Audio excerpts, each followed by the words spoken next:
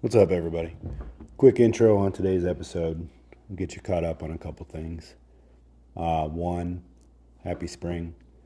When this airs, we've got a lot going on. It's March Madness, it's baseball. It'll be the first day of turkey season. Kids' baseball, softball will start. There's no better time of year. Two, coming off a night shift, so I'm sorry if this sounds a little downtrodden, but I'm just tired. But I wanted to get the intro cut because I had some few things I was thinking of, and I wanted to get it out there. The guy with the shithole garage is no fun anymore. I mean, his garage is clean. I have a lot that I could make fun of him for, but I'm not going to. So the guy got his garage clean. Good for him. I'm gonna have to find something else. Haven't heard anything out of Chicken Legs. My guess it was like a endorphin dump. My guess is the kid finally got one 45-pound plate on each side of the bar, and he squatted it, and he was like, holy shit. He was full of testosterone and emotion and dopamine and all that kind of stuff, and he's like, I'm the strongest in the world. And then he thought he would pick on me a little bit. So either way, so I'm guessing that wore off, and his legs shrunk back to normal chicken leg size. That's it. Today's episode is with my friend AJ. And listen, he came over, we recorded an episode, and it was all about his positivity, like on the job. He's the most positive person I've ever met in my life. And we cut an episode, and it was fun, and we had a good time.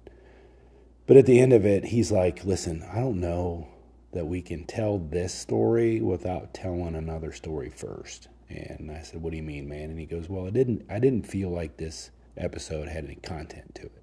We were just talking about being positive, but we didn't really talk about what changed in my life to make me that positive. And I said, all right, man, you want to cut another one? He goes, sure. So we made some more coffee, and we sat around, and we talked shit for another hour, and we cut another episode. So you're gonna hear this episode first, and it was when AJ discovered that he had a learning disability, and how that affected him getting the job of his dreams. And so we felt it was important that we told that story first, and it is, because it gives episode or part 2 of AJ's story a lot of context. So great story of resiliency, persistence, tenacity. AJ was described by a peer as probably one of the hardest working, most resilient people he's ever met, because of what he had to go through to get the job that he wanted. And not necessarily get the job, but to keep the job he wanted. So you're going to hear that episode today.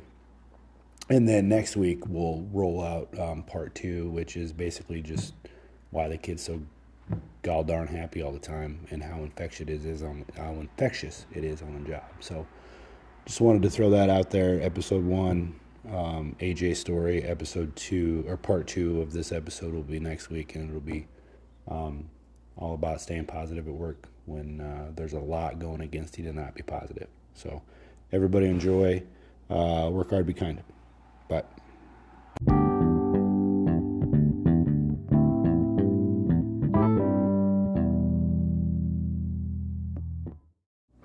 Because it adds so much length to our. Well, we're just going to get it in a knot later. Yeah. All right, listen. I'd rather just do a spike tube and be done with it. We're recording. I'm going to have to switch to something other than coffee, because otherwise my urine's going to smell like Starbucks. We've been doing this so long. What's up, everybody? I'm with AJ, and we just got done cutting what we thought was going to be the initial introduction to AJ's story. But in true perfectionist and type A personality nature, he decided that maybe there was more to his story that he needed to tell before that episode. And so we're going to keep it raw, we're going to keep it real, but we just put the headphones back on and fired up the mic for basically round 2, which is ultimately going to be part 1 of AJ's story. And if you don't know, he's going to be a recurring guest, I think, and we're just going to sit here and talk shit. We're going to talk shit about night shift. We'll talk shit about nurses. We'll talk shit about work ethic. We'll talk shit about a bunch of stuff. But today we're going to talk shit about AJ. And the fact that he's a kept man, and that but everything that he's gotten so far to this point in his life has been earned. The last episode kind of come off like he was a little pretentious, like it was just kind of given to him that he married the right woman who pays for his spray tans. And Saunas, trucks, yeah, and put a everything. sauna in his house so that AJ could feel warm, and keeps the thermostat at 82 degrees so that AJ can feel comfortable in his home while she goes out and makes all the money, and AJ just drives around her truck and takes their kid to daycare. But really farther, couldn't be farthest from the truth, right? Pretty spot on. Yeah, that's an accurate description of how he lives his life now, but that always hasn't been the case, right? No. And so we kind of came off in the that last episode that, but listen, he did marry up. Let's be right honest with that. And he is very kept, and he probably had frosted tips at one time, but listen, we're not going to talk about that. Puka shell necklace too. Can't forget the Puka shell. But we're going to talk about why, right, AJ? Sure, yeah. So let's talk about why. All right. Let's talk about how it happened and your journey to get to where you want to get, and how it was probably 10 times harder for you than anybody else. So let's tee it up. I know the answer, but we're going to lead our listeners into a little bit of your world.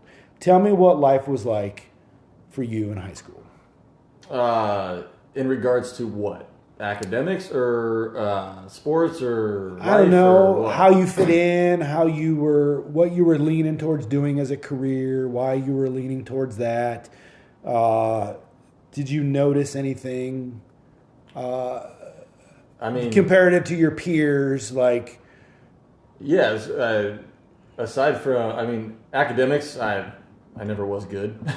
I mean, period. I mean, I'm talking grade school all the way up to high school, college. I mean, I never. yeah, was but that what do you good. mean good? Like, you just didn't put in any effort, or you just doesn't seem like 'cause- Probably both. Yeah. I didn't put any effort in, but I also felt like I had to put a lot of effort into. Sports came easy. That was, I was pretty athletic, piece of cake. Nothing I had to really work at. Yeah, sure. Gifted. Yeah, I mean, I was small, but I was still naturally gifted at being athletic. You were small, but you were mighty. That's all I got, man. That's all I got. So you're going through high school, you're clipping along, you come to that point in your life where you're like, what do I want to be when I grow up? Yeah. Did it hit you right out of the bat? Did it hit you before you graduated? Did you get out of school first and go, I'm going to take some time off and find myself? Did Yeah. you go backpacking across Europe? I did not go backpacking. I can tell you that much. No, I didn't know what I wanted to do. I always had a thought in the back of my mind of what I wanted to do, but I never really knew, especially 18 years old, I was young and dumb. Yeah. And then I was like, I'll go do the college, try that out. Where'd you go? Which time? Let's see here. I did my fair share at trying out a couple of community colleges. Yeah, sure. I went to Kirkwood twice. Yeah. Yeah, twice. I got kicked out both times. Really? Yes. For what? Can I ask? For what? Yeah. For not going to school. Oh, I mean, well, that's part of the deal, that is man. part of the You got to deal. pay them some money, and then you got to show up. but that's not what my vision was at that time. What was your vision? You were just going to pay a bunch of people and be like, I'll see you when I see you? My vision is I'm getting all this free money, quote, free money, that I'm getting to go to school, but I really don't have to go to school. What were you getting free money for? Well, it's student loans. I mean, that's why I use quotes. Sorry, I quotes. was like, man, I thought maybe you got free probably money. Not for an academic scholarship. No. Yeah, I understand. I can't even spell academic. Yeah. So I got kicked out of Kirkwood twice, Hawkeye once, and then it was at that point where I'm like, I don't think college is right for me, Yeah. and I should probably Because get into of- the real world. Okay, so why do you think college wasn't right for you? Like, because you just were easily distracted? You were irresponsible? You had a bigger vision? Like, why did college fail you? Or not that? Why college didn't fail you? Why did you? Why, That's it, right? College failed me. No, that's not true. You're not a victim. Why?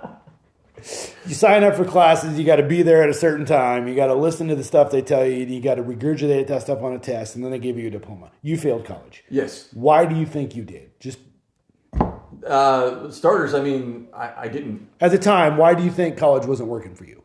because I didn't care. Okay. So we find out what not caring gets you. Yeah. Caring gets you kicked out of two different community colleges for 3 times. 3 times. Probably not easy to do. My wife's paying all that back now.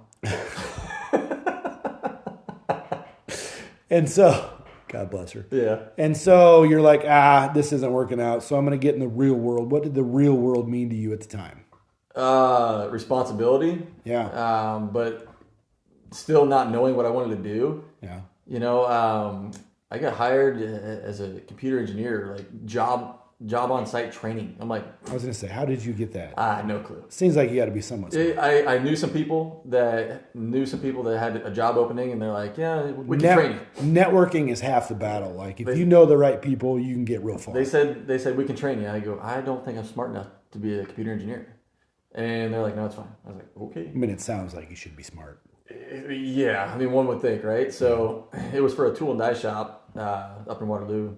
It was a subcontractor for John Deere, is what it was, and I was like, oh boy. Yeah. But then I was like, what am I doing? Like, I'm not smart enough for this. Yeah. So I can continue down, trying to figure out life, trying to figure out a different job. Were you smart enough for that and just sold yourself short, or were you just not understanding how the job worked? Yeah, I did not have a clue about the job. Okay. That's fair. Because a lot of times we sell ourselves short, right? That whole imposter syndrome baloney. They had no business. Yeah, I got no business doing that job. All right, so now we're on to what now? Career number 2. Yeah, career number 2 would have been, I think it was, new car salesman. All right, how'd that go? Not well. Why not? Did we have a downturn in the economy? Were new cars not selling? This was before all the downturn. Were people not buying new cars? I wasn't wired like that. I just didn't know. It's an art, right? It is an art. I don't know anything about it, but it sounds like it's an art. I'll give those people mad credit, man. Like they know how to wheel and deal, but I did not. So you couldn't pull off new car sales. Career number 3. Career number 3. Actually, I think I decided that I wanted to go into the fire EMS, but prior to that, I really didn't have any background. Like I had volunteer, background, but I didn't have the certifications to go along with it. So I went and got my EMT. How'd that go? It went. That's a realistically a comparative to a college credit course, right? Yeah. But if you failed in college, in community college, did you succeed at your EMTB? I did, but in a different type of way. So, and I mean that because I had more of a vested interest in learning the career, which was a part of that academic process, right? Sure. But if you're going to sit in you cared more, because if you're going to sit in a classroom that's going to tell you about Comp 1 or parallelograms or some other stuff that I could truly care less about, because there's no reason in this world to care about parallelograms at all. Yeah. But anyway, go ahead. So you were more interested in this subject. Yeah. So therefore you had better work habits. But sure. I felt like if I'm going to sit in this class, I'm going to need to know something about the real job, the real world. Okay. Versus, like I said, parallelograms, whatever. Yeah. Don't even care. All right. So you're in class. So, and then doing class, I also got a job as a flight dispatcher for Mercy. Okay. And that's kind of what you didn't have to have. You didn't have to have the EMT basic certification before you got the job as a dispatcher. I did not. I had to have it within 6. I believe it was 6 months actually that I got hired. So I told them that I was in class. Sure, currently you're working towards it. Most jobs are like, if you're working towards it, it's no big deal. Yeah. And so your entry level dispatching that's not a Monday through Friday 8 to 5 gig. No, that job was actually the schedule was 7 on, 7 off, and I got hired for night shifts too, so it was all straight nights. Jesus, that sounds terrible. Yeah, I mean, it definitely had its cons. It wasn't fun at all. Way. I mean, but you were going to school during. So what hours were school? So I was kind of doing a fast track course with school. So what I mean by that is I did Monday through Friday, 8 to 5 for the schooling portion, and it was 2 weeks long, I think is what it was. So I got the academic side of it knocked out, and then it was hey, you got to do your ride times, you got to do your clinicals, and those were intermixed in learning the new job as well. So the new job gave you 6 months. Did you meet the deadline?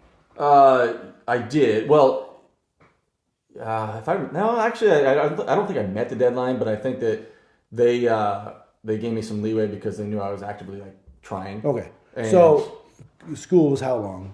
3 months? yeah, something like that. I can't remember back in the day. I mean, it was, like I said, it was a fast track course. So And then we all know that you have to take a nationally accredited written test Yeah. and a nationally accredited practical exam, meaning you had to physically perform some skills Yeah. of the job Yeah. under evaluation.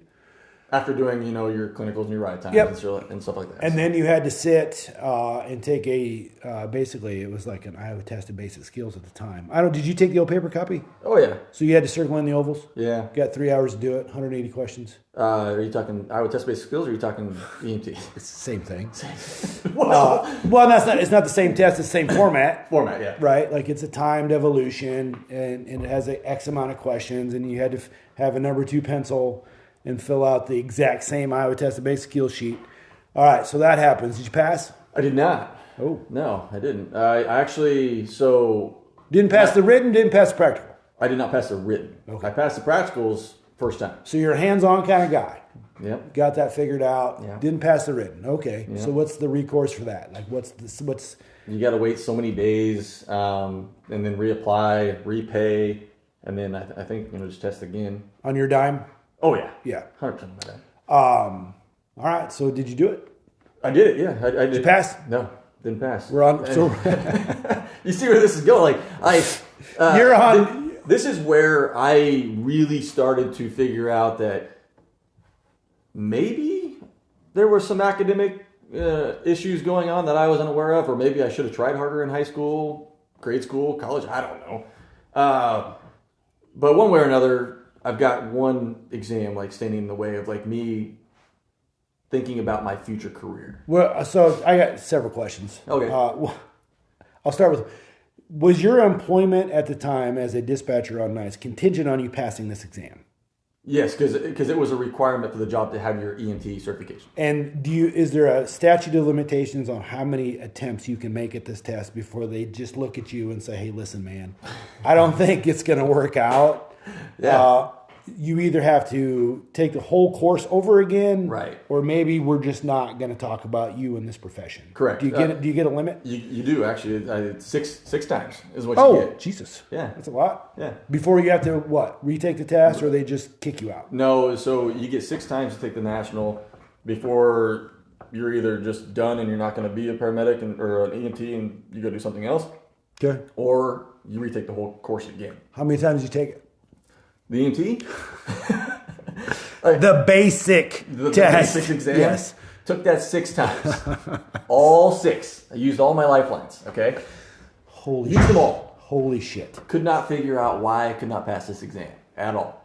Straight up. I'm like, I don't know what I'm doing. Had no clue. So I'm like, all right, whatever. 6th attempt came.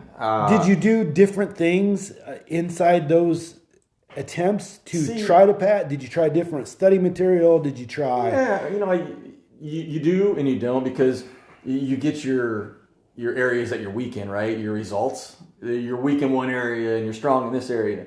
And whether we're talking like trauma versus cardiology, whatever. Was yours the same weakness every attempt? No. All over the board. Scatter all over the board. I would be above average in trauma, and then the next test right after that one was You would suck at trauma. below average. I was like, man, I don't know what I just did there, but All right. so yeah, it was scattered. So then when I tell people, they're like, oh man, I was like, that's not a knowledge thing. Oh, cool, thanks. What do I do? Like, Okay. I can do the job, but until I get this certification, I can't. So you identified that there's clearly some sort of disconnect in your interpretation of the information as it's written and as it's comprehended. Yep. But if somebody asks you, did you guys have to drop, and I say you guys because I'm just assuming you're younger than me in a different generation. Was it the CombiTube? It was the CombiTube. It was the CombiTube. Yeah, yes, baby. But you could drop a CombiTube step by step and tell everybody how you're doing that and be like, bam, there it is. And they're like, yep, checked. You're good. Right? Okay, so You think you passed on that 6 times just because you filled in enough right ovals, Yeah. but not because you did anything different or understood anything about you and how you comprehend knowledge. 100%. It was just 100%. You picked C for every answer, and statistically, if you pick C for every answer, you're probably going to pass with a 75%. Yeah. Okay. So you get the job. You get to keep your job. Get to keep my job. Yeah, absolutely. Okay. So that was a huge stress relief, right? You know, I'm good. And financial freedom I you had to pay to take that test. Did you have to go? I had to go to Iowa City to take mine. Is that where you had to go? No. Basic. I don't remember where I took it. I just took mine here in West Des Moines. They had a place to take it. So that was and it wasn't computerized. It wasn't like the last 3 were computerized. you had taken this test so many times that they evolved in from paper copies with bubble sheets to an automated touch screen on a computer. Yeah. All right, man. Listen, I'm not trying. I'm just trying to tee this up. I'm not trying to make. No, I'm not trying to make light of anybody's difficulty, this but is great. This is so good. Yes, I took the EMT course the national exam 6 times. All right, congratulations. Thanks. We've passed. Sure. You got you got a job as a dispatcher. Yeah. You're okay. So now what? Yeah, at that point, I mean... Did you get a job on a service? I was working for a fire EMS service here in the metro. And then, so I was doing that part-time, but then I was also doing the flight full-time. So I was kind of getting the best of both worlds, really. Okay, so time out. You got a job on a fire department. Yeah. As a firefighter? Yeah, because the deal was they would put you through fire school. Sure, okay. Is what they would. So, did they put you through fire school? They did put me through fire school. Did you have to take a test? I did have to take a test. You see where we're going with this? Did you pass that test? The hands-on, yes. I'm beginning to see a pattern here. Did you pass the written test? I did not. Okay. The written test for the fire, I think I did 3 times. Okay. If I remember correctly, I think it was 3 times. Same deal. Like you're not sure why you're not passing the test. There's some sort of disconnect. I don't know what it is. I'm studying. I'm just not learning. But I can tie knots. I can roll hoses. Yes. You can do preacher curls. Yeah, I do. All the things that firefighters test on. All of it. Spaghetti recipes. Got it. You got that down. Yeah. I just can't write an answer on a piece of paper. No. So the third time, the more right answer. The better answer. The better. Of the 4. Which answer is better of these 4 choices? The third time that you took it and you passed. Yeah. Did you do anything different, or was it just you think it was just again like the EMTB test? You just answered enough questions right. Yeah. Okay, and then here we are, firefighter. Okay. So you're doing that for a little bit. Now what? Go. It was at that point where I'm like, okay, I honestly didn't know if I still wanted to, go into the fire service full time or if I wanted to, do something else. But then there was obviously more exams involved when you do try and get hired full time for a fire EMS service. You got to take whether it's a civil service exam or whether it's an actual exam like that they have their own in-house. So I couldn't pass any of those, and couldn't figure out why, and I was like, oh, whatever. So were you passing high school exams? No. Well, I mean, yes and no. I'm not saying that. I don't know where you went. Maybe the standards weren't that high. Yeah. But I'm just saying, like, if you were in hindsight, did you look back and go, you know what? I couldn't pass a test in high school either. For yes. Sure. Yeah.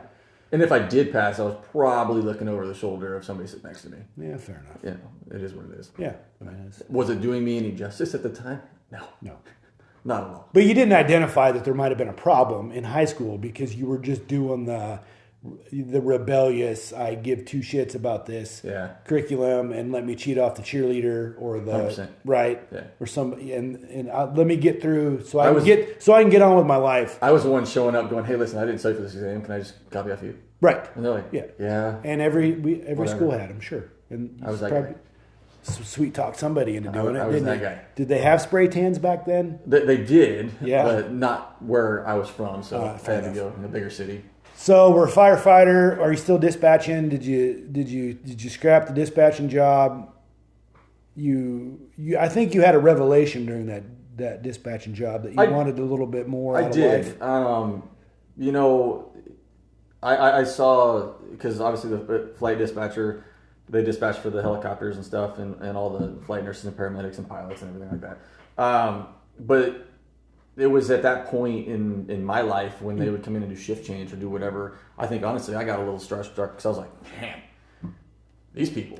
These guys know how to pass tests. Yeah. I go, they must be really smart to get to this point because these guys I am not. These guys can take some tests and pass them. Yes. And I'm like, man, how do you get to this point in life, right? Like, this is where I want to be. Okay. And you know what? Like I said, I was starstruck because I was going, these people know what they're doing. Did it dawn on you that when you, and great and right, like, I think it's wonderful, but did you look back and say, did you notice you want to be a certain something, but the road to get to even where you're at right now, not that it's any less, but was a struggle, and that you knew that you were going to have to maybe do some of those things to get to where you wanted to go? And did it dawn on you that this seems, I want to do this for a living, but up until this point, man, I've really struggled to just even pass basic exams that need to get to that point? Did you look at that and go, how do I think I'm going to do this? I did, 100% actually, but you know, how much work do you want to put into it? And I say that because it was going to take work, and that meant going back to school, doing uncomfortable things that I knew I was not good at, i.e., exams. I'm just not good at them. And I knew. And at this point, you're thinking you're just naturally not like exams just aren't your thing. Yeah, This isn't some sort of physical or cognitive. No, like I literally thought I was like, I'm just not gifted in this area. Yeah, and younger me was never tried, right? So I didn't really care. Old I don't test well. Yeah, type so of like thing. I told myself if I failed an exam, well, my excuse was I didn't try anyway. So what's the big deal? Who cares? So you set yourself up knowing, yeah, and you gave yourself an out, yeah, basically. Yeah. Was there any sort of like? Did you get any sort of like anxiety or some sort of like? Not when you don't care. Sure. When you don't care about something, you really don't have that. So you didn't psych yourself out of doing well on a test. You just completely lost any sort of attachment to doing well on this task.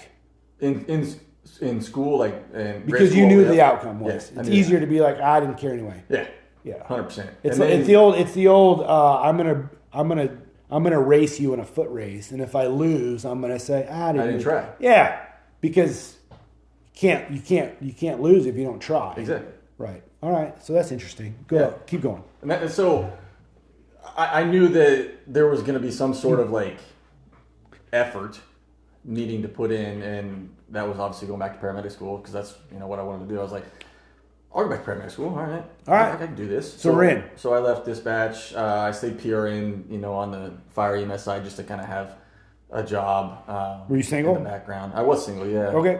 So you're doing also on your own. Yeah, on my own. Actually, I did this. It was a fast track course, is what it was. So, and I say that it was 15 weeks, Monday through Friday, 8 to 5, and it was all academic, all in class, just grind it out. Let's go. Listen, I don't mean to poke fun, but I'm gonna. Saying fast track course to a guy that can't pass a test seems like an oxymoron to me. Right? Like maybe you should have been on the slow track. Dude, I'm telling you, man, I get it. All right, I was like, all right, well, I'm in. All right, let's do it. 8 to 5, Monday through Friday. Here we go. And I did, and I went through the course. I was interested in it. I was driven. I sat in the front of the class, first time in my life. Shut up. Yeah. Good for you, buddy. Yeah. Sat in the front of the class. I'm like, if I've got to do this, I'm going to do this. So I did. And then, the exams that I were taking in this course, the paramedic course, we would take every day, we would have a 10, 15 question exam based off of stuff we either have been learning or have not even learned yet. Okay. And I'm like, man, I struggle with thinking I know something and I still don't, Right. So we do the course, get all the way through the end of the course. I did great. I really now back in this time. Excuse me for interrupting, but did you have to meet certain standards? Otherwise, you were kicked out of the class. Oh yeah. There were some major standards. Yeah, for sure. Right. So like when I went through 80%, you had to maintain an 80% average. Yes. Otherwise, you're booted. Yeah, I think mine was honestly like 75 or something like that. But either way, you maintained above that standard. Yeah. Without any sort of special concessions. Right. Or anything. Just good, hard-nosed. Grinding it out. Nose in the book, grind it out. Stay above the water, so to speak. Yep. Let's get to the end. So the way this course was set up, it was 15 weeks of didactic. And then it was, you move to your clinicals and do all your hours in your clinical. And then from that point, once you get your hours in clinical, then you go to your ride time and do your ride time hours. Yep. So that was the breakdown of the 3 different sections of the paramedic course that I took. Yep. But in order to graduate from the didactic portion to the clinical, there's a 300 question exam. This is not the registry exam? This is not the registry. This is the school exam. This is a school exam. Oh, shit. And exactly. So I was like, and this is where I'm going to stop. Okay. So I I take it, and I did not pass. Yeah. And it took me maybe 3.5 hours to take the exam. Is this a bubble sheet? Yeah, this is paper. Yep, paper bubble sheet. It took you how many times? So I took it the first time that morning, and I took it to the director, and the director's like, "Yeah, you didn't pass." I'm like, "Well, so now what do I do?" Yeah, because right. I can't go to clinical now, right? Yeah. And he's like, "Well, you need to go retake it and try it again." Like right now? Yeah. Oh. Oh. Okay. Well, I don't know what I missed. Right. Okay. So I had to go take another 300 question exam again, back to back. So was it the same test? 6 out. Yeah, but I didn't know what I missed and what I didn't miss. Oh, that's fair. You know, I just got how many you got wrong. Yeah. Okay. So it took me like 6.5 hours to take 2 300 question exams. Yeah. Which was like just mind numbing in itself. I was smoked. Each test was 300 questions? Yeah. Jesus Christ. Yeah, I was smoked. And the second exam I passed. I don't know how. Yeah. I really don't. Honestly, I didn't see that coming. But I'm like, okay, now I get to go do the stuff I'm good at, the hands-on portion. Yeah, you know, the fun stuff. All right, we're good. We're in. So it's great. So I did all my ride times. I did all my clinicals, flying colors. Got all, good kudos from everybody that I did all the stuff with. And now we do our national, right? We do our national hands-on practical. We do our national written exam too. Oh, shit. Oh, here we go. And as a caveat, I just learned the other day that the registry is going to do away with the practical portion of it, which was your strength. Yeah. But anyway. Wish that would have been sooner, but whatever. So now we got to take another written test. Yeah, so same scenario applies like it was in the EMT for the paramedic. You have national practicals and you have national written. Each ones you get 6 attempts at. Yeah. I passed the practicals, hands-on. Yeah, sure. Flying colors, no issues. Let's go. Yeah. Get to that written. Yeah. There we go. Ah, shit. So the written is obviously computerized now. And they didn't tell you, like, there's not a set number of questions you have to answer. It's you're going to answer until they deem you proficient, and then shut the test off. Then shut the test off. All right. Jesus, did that test ever? Or if you run out of time, which was how much? 2.5 hours. Okay. Honestly, I don't know. Maybe 2.5 hours. But the saying was, if you run out of time, you didn't pass before the test stopped on its own. Yes, you didn't pass. Right. So it's going to stop for 2 reasons. You passed or didn't. Yeah. So I'm like, what did it do for you? So I always had to pay attention to the clock up in the right hand corner. I'm like, man, I'm running out of time, and that took a little bit of focus away. But yeah, first attempt didn't go well. Second attempt didn't go well. You see where I'm going with this. Yeah. And I get all the way to my 6th and final attempt. So you got 6 more tests. That's it. In a certain amount of time? Like you have X amount of weeks or months to figure this out? You have to wait. I think it was like 15 days back then, or maybe even 30. I can't remember exactly. Between attempts? Between attempts. Because it's a security measure, I guess. So I got to my 6th and final attempt, and it was either you pass this or you take paramedic school all over again and endure the hours of clinicals and ride times and everything else, or find a different career. Right. Is ultimately what it comes down to. All right. And I was at question 158 and I had like 3 minutes left, and that thing was not shutting off. I'm like, dude, shut off. Here we are again. Shut off. Like, I don't even care. So I just started clicking. I just kept clicking, like, as fast as I can get through this, because I needed that test to shut down before I ran out of time. And it did. I think it shut down at like 162. Jesus what it was. Christ. You talk about coming in under the buzzer. Yeah, dude. It wasn't fun. And then I went and worked a night shift and waited all night. You know, you cook the registry. How soon did you ever, did they, who contacted you and told you that you either passed or failed? Like, how did you get I had to wait. notified? Well, I had to wait until the next day because I had already run out of too much time because it's out in East Coast. So by the time I finished, it was past 4:30, so they weren't going to grade it. They'd grade it the next morning. You got to keep refreshing, you know, until you either see you're failed or you've got a number now, right? You got a paramedic number. Okay. And so it was 7:30 in the morning. I was coming off shift, and I logged in, and I had a number. I'm going, oh, buddy. I go, wow, okay, cool. You know, so here we are.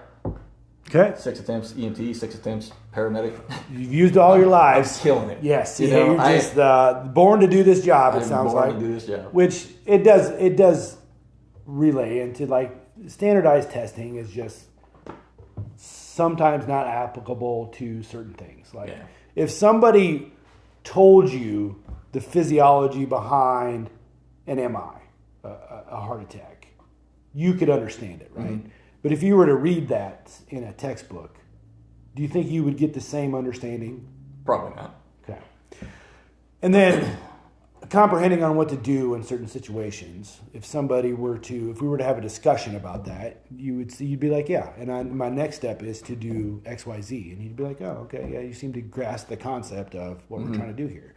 But trying to pick that scenario out of a paragraph or whatever sounded like that was probably the struggle. Yeah.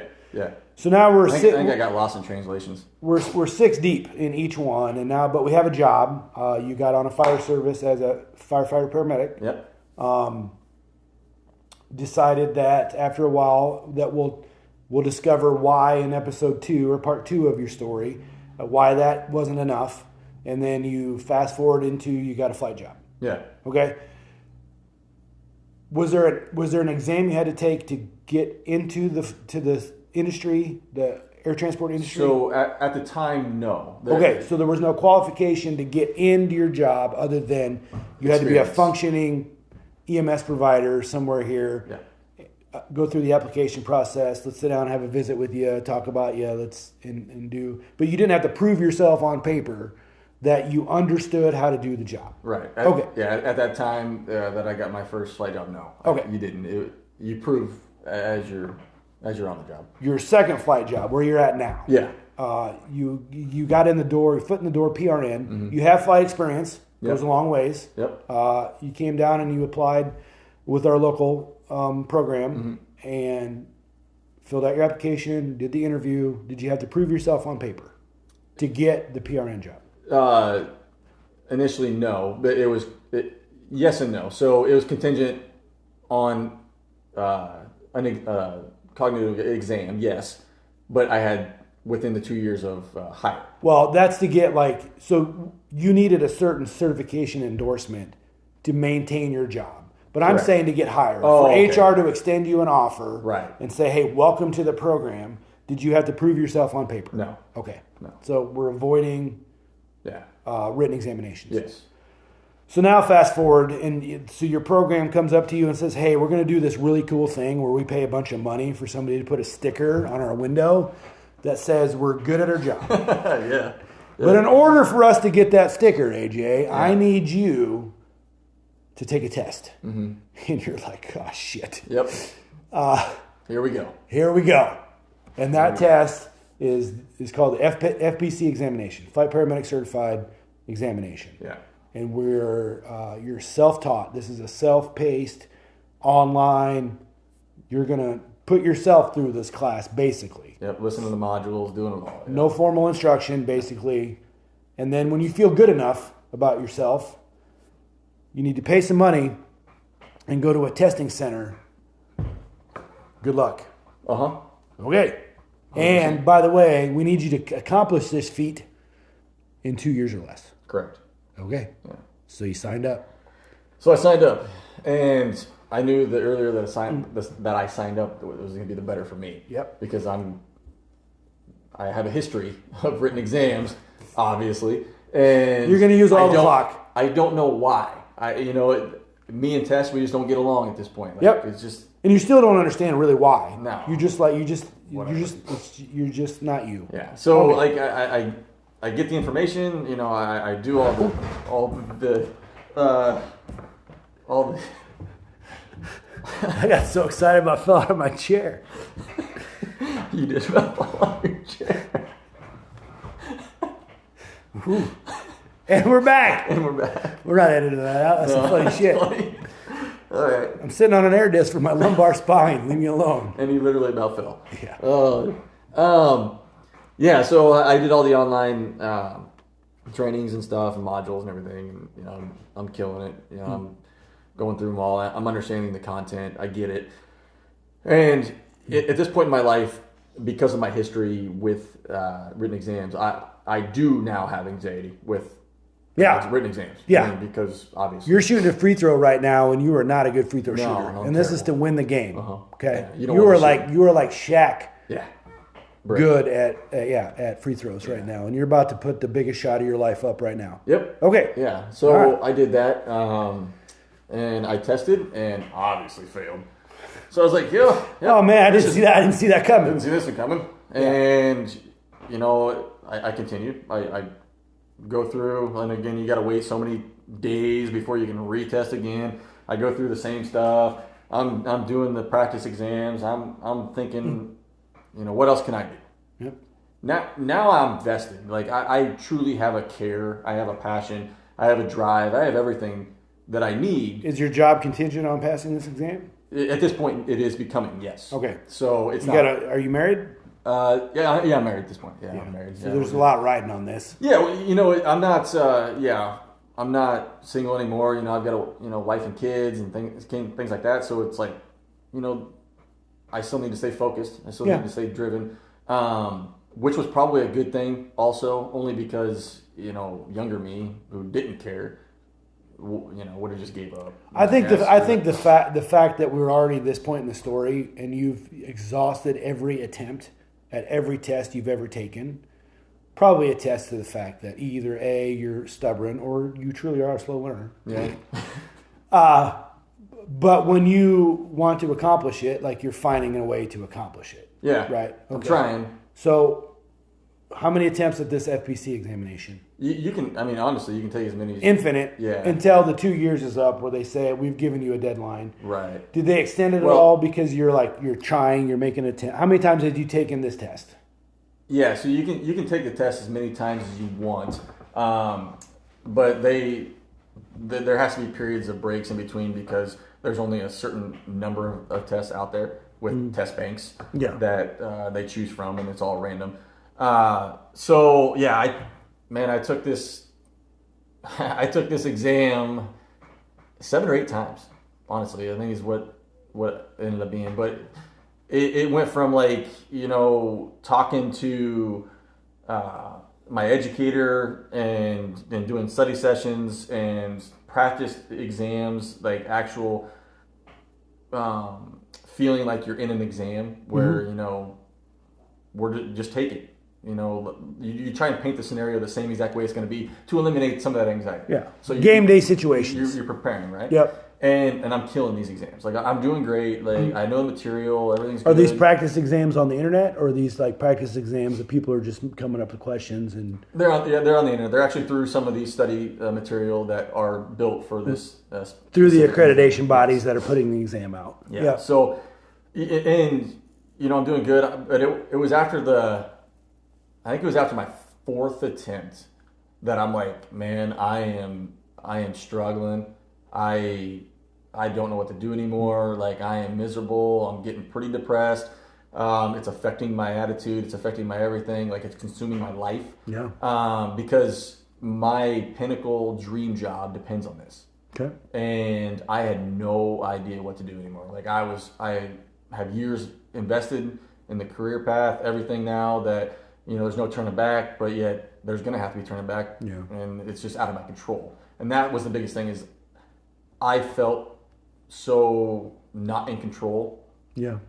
that I didn't know what to do. And,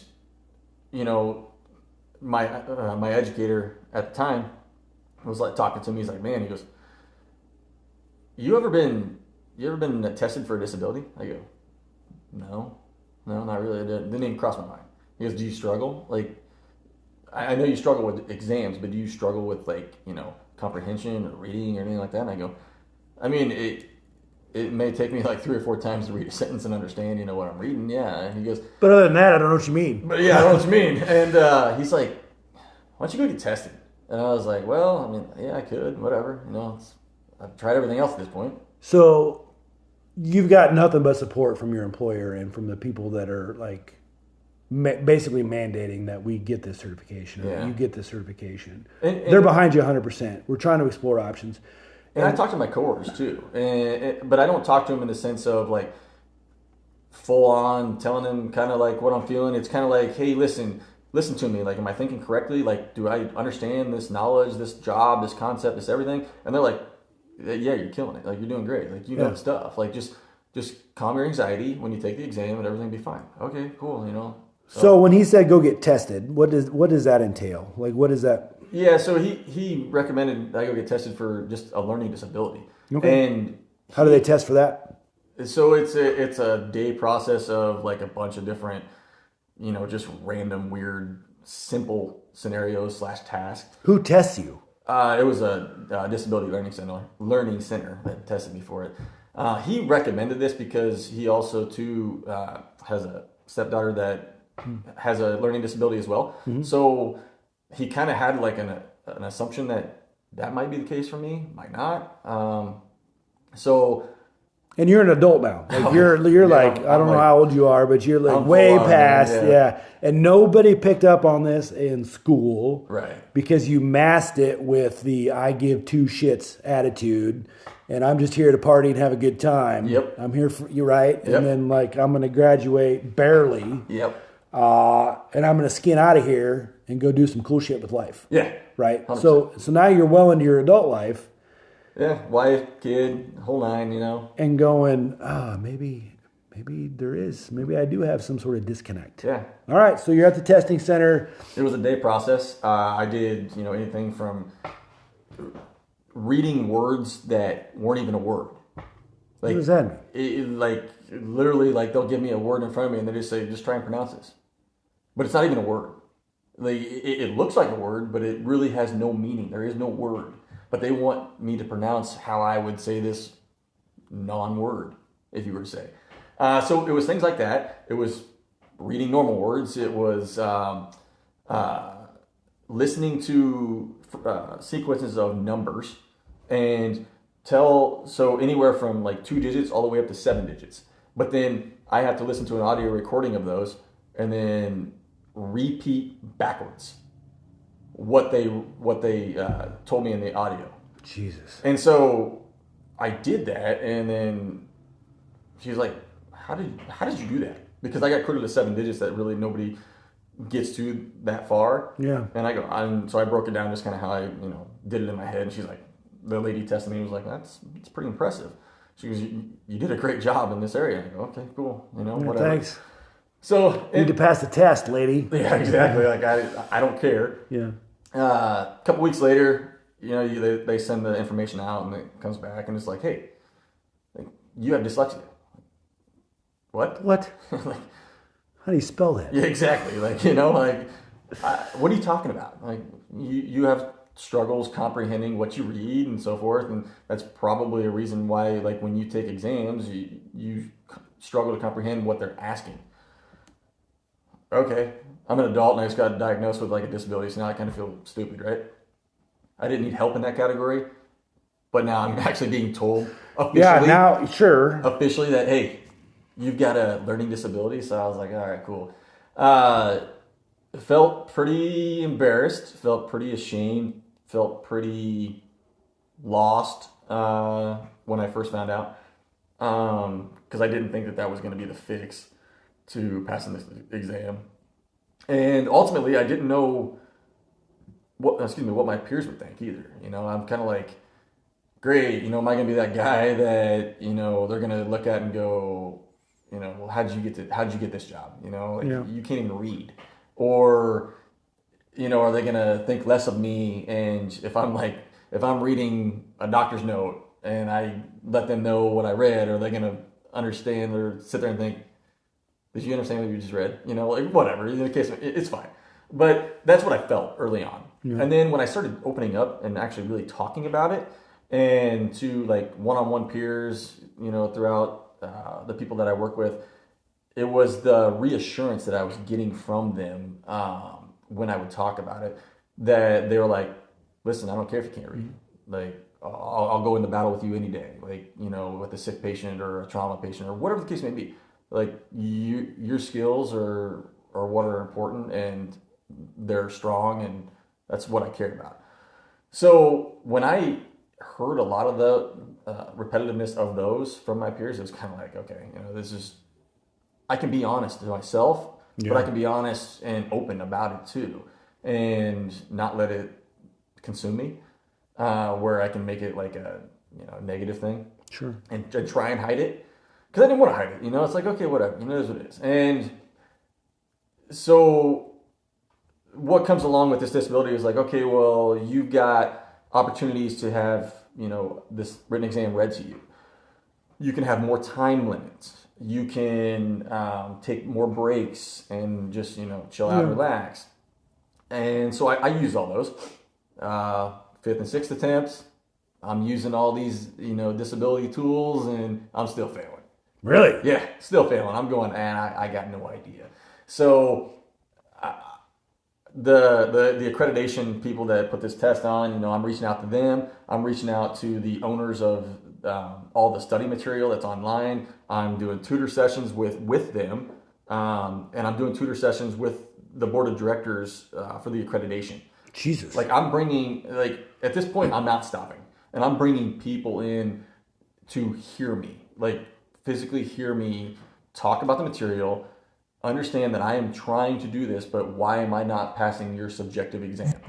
And I say that because what they're implying is you can, if you can read and write and take a written exam, you can be a good flight paramedic.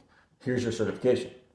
Well, if that were the case, why am I doing the job now without the certification, and why am I also doing a good job at it per my peers without the certification? So unless you're going to put some form of practical exam with this written exam, it's subjective. You're implying that, no, like, if you take this, you're going to be good. Well, that's not always the case. And that's what bothered me the most, is it being subjective. Like, because you can read and write and not be good hands-on. Yeah. Or you can not read and write and be good at hands-on. Sure. So I've got the board of directors involved. Everybody knows me at this point.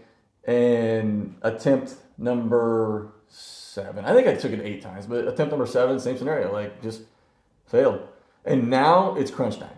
Now I've got my job on the line. I've tried everything. I've got, you know, directors involved. I've got educators involved. I've got bosses involved. I've got HR involved. You name it, man. Like, I've got everybody involved. It's not that anybody's against me. It's I'm against my disability is what I'm against. And that was the hardest part, because it's just something I couldn't control. Yeah. So when you can't control something, it's tough. And it's not like I had the excuse where, well, I'm not trying, that's why I'm failing. Because now you're trying. Now I'm trying, and I'm you're still failing. So the board of directors for the accreditation, they met with me, you know, via Zoom, phone calls, text, email, you name it. Like, they knew who I am. They knew who I was. They've asked me to, you know, eventually join some podcasts and tell my story like I'm doing right now with you. And because they know that there's other people out there that are just like me. Yeah. And that's what I wanted to try and figure out too, is like, you know, there's more me's out there. who are going to struggle, right? Hands down. So Hey, we're recording right now. Well, okay. Can you get your sister a peach Celsius and take it to school for her? we don't have one. What do you mean? At Casey's. Please? Which sister? All right, sorry, I had to mute you there. A kid came home for lunch. It's all good. Do you think, are you glad that you didn't figure this out in high school? Yeah. Do you think it? Yeah, I am, because I wouldn't have probably handled it the same way. Yeah. I probably. And I don't mean as a covering up and not admitting that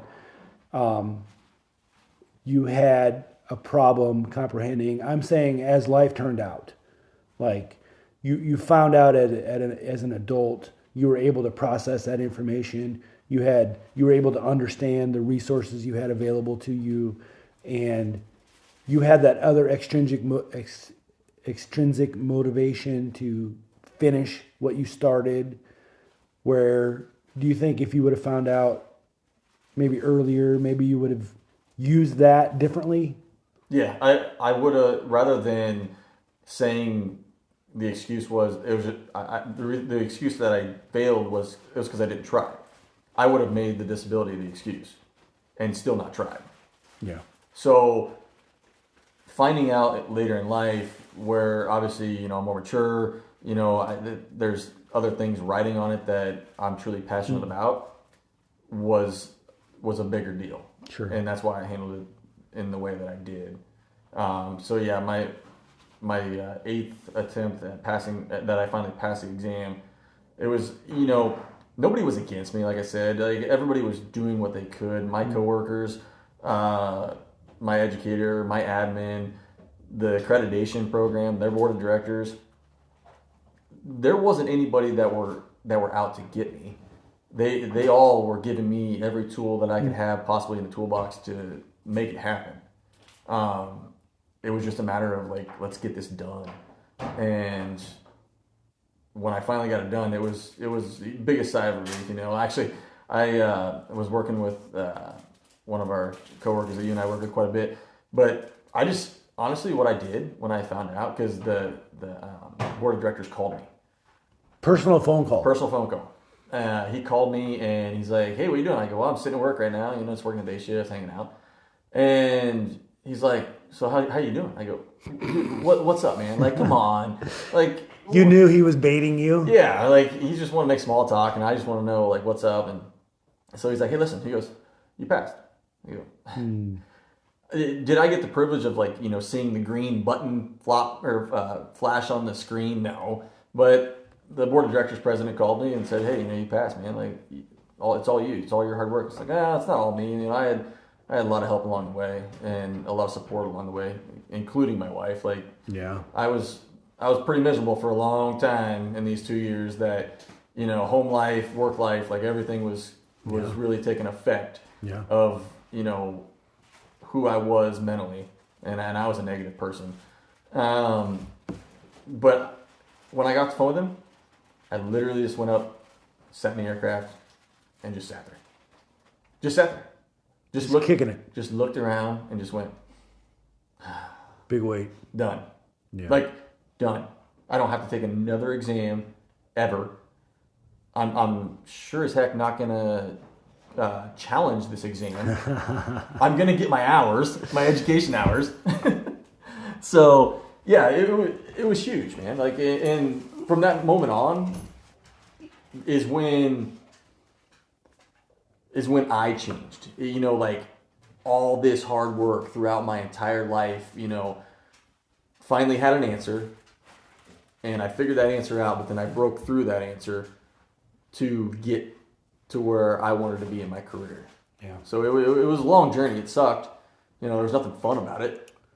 No, but well earned. Yeah. Right. Like nothing was given. No. There was you didn't fall into this job. You didn't get it because mommy or daddy got it for you. Right. And I've never heard this story in its entirety in all of the years that I've known you. I mean, that I've ever heard like max attempts times 2 plus this, and even when we were working side by side, or at least a shift change, at no point did I know your struggle, other than you were just having a hard time, you know. But the same time you were struggling, all of us were passing, Right. right? Yep. And that in itself had to suck. Mm-hmm. And so we knew that you were struggling. We didn't know to what capacity you were struggling. So none of us were really celebrating our victories and saying, you just knew that one by one, we were all passing this test, but you were not. Right. And how easily that could have deterred you from, I'm telling you right now, and I don't know this for a fact, but most people way before you would have said, you know what, this ain't my game. I'll figure something else out how to do different. It ain't worth the time, ain't worth the effort. You took that to a whole nother level, and nothing but congratulations, man. Like, Yeah. we're so lucky we didn't lose you, right? For a lot of different reasons, most of which we'll find out in part 2 of this, is why you're so goddamn happy all the time. because it was earned, right? Like, there's no bigger satisfaction, I think, in life than earning something. Yeah. And if there's a definition of earned, I think it's you. So, Appreciate it. what else, man? No, We got about 2.5 minutes left before this thing shuts us down. You know what that means. You know what that's about. Getting shut down. Shut down. You want to take this to the final minute like you've taken every exam you've ever taken in your life? Flashbacks. Is that red negative to you right now? Yes. Yeah. Sure. Seeing red. So I guess the take home is, if there's other people, there is other people out there like you. There is. There has to be. Statistically, there has to be. There is. And probably just 23% of the general public is dyslexia in some form. Yeah. I'm obviously more extreme, but you know, I get to laugh and joke about it with my coworkers, and that's the beauty of it. Like, I didn't want them to, you know, think of me any different, give me, you know, any, you know, privilege or anything like that, or leeway. I didn't want that. Like, I wanted them to be able to be comfortable enough when they're in front of me to give me shit about it. Yeah. Like, joke with me about it. That is the ultimate, like, win for me as well, is my coworkers know exactly who I am, and they can sit there and go, yeah, but you can't read. God damn it, you're right. I know, but when you say it out loud like that, it just sounds disparaging. Like, we're not poking fun at dyslexia. Right. We're poking fun at you. Right. And I don't know if that's a justification or not, but we're not, like, clearly understanding that. And I don't understand because I'm not living it, but you can understand and contextualize that concept better because you are living proof that it's beatable. It is. So right on, man. Well, listen, I think it's probably better that we redid this episode, or that we put this episode in front of the other one, because the other one kind of makes you sound like a pretentious jerk that just was handed, right, yeah, you know, this fancy job in life, but it's the complete opposite. Like, if anybody had to work for it, it's you. So thanks for telling your story, for one. And for two, if anybody out there is remotely even interested in going through the same, or is going through the same thing, and wonders if there's other people out there doing it, there is. Are you 30 seconds? Are you up for people contacting you and saying, hey man, I heard your story, or somebody told me about your story. Can you just help me through the process? 100%. Do it. Yeah. I feel like that's a part of, like, learning this, was now I get to pave the way for the next people that are also feeling the same way. Good for you. Yeah. I'll post your contact information when the show airs. 5 seconds. All right, gotta go. Work hard, be kind.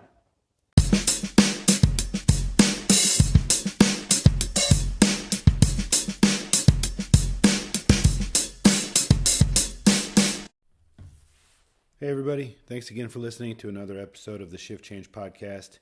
As always, look for updates on our Instagram page at talk.shiftchange on Instagram, and email me with any questions, problems, concerns at talkshiftchange@gmail.com. Thanks everyone.